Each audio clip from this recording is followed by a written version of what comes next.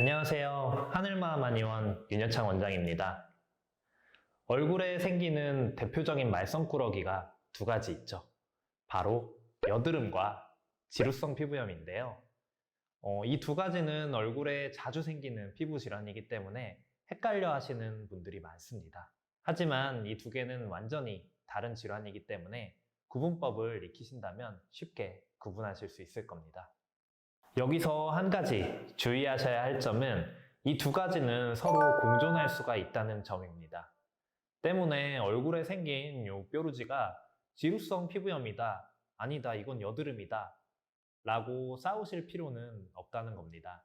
항상 이 두 가지는 공존할 수 있다는 점을 염두에 두시고 구분법을 한번 배워보도록 하겠습니다.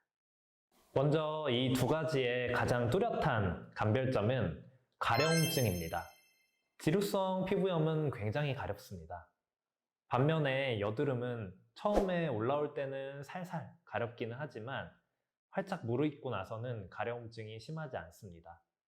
오히려 활짝 무르익었을 때는 누르면은 아픈 통증이 발생하기도 하죠. 하지만 지루성 피부염은 계속 가렵습니다.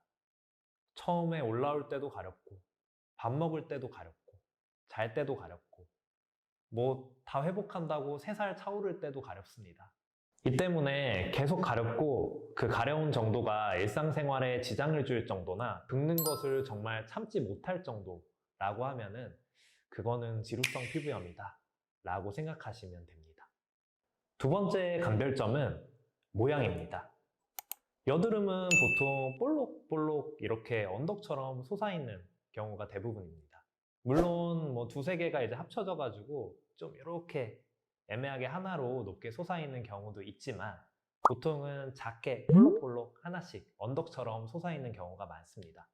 반면에 지루성 피부염은 볼록 솟아있다기보다는 좀 넓고 평평하게 자리를 잡은 경우가 많습니다. 그래서 빨갛게 이제 볼록볼록 솟아있는 언덕이 여드름이라면 약간 넓게 펼쳐져 있는 빨간색 핑크뮬리 밭이 지루성 피부염이라고 볼 수가 있겠습니다. 세 번째 감별점은 병이 생기는 원인입니다. 지루성 피부염과 여드름은 모두 피지 분비의 영향을 받아서 생기는 질환입니다. 지루성 피부염 같은 경우는 피지가 피부 밖으로 배출이 되어서 진균, 즉 곰팡이균과 서로 상호작용을 하면서 발생하는 질환입니다.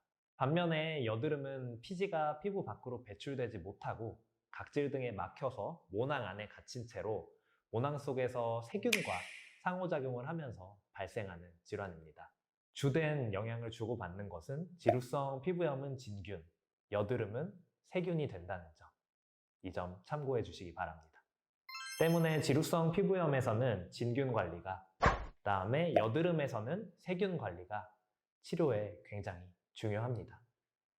또한 여드름 치료에 있어서는 피지 배출이 굉장히 중요하기 때문에 이 피지 배출을 막고 있는 각질을 관리해주는 것과 그 다음에 쌓인 피지를 밖으로 빼주는 압출이 치료에 있어서 굉장히 중요합니다. 다시 한번 말씀드리지만 여드름과 지루성 피부염은 서로 공존할 수가 있는 질환입니다.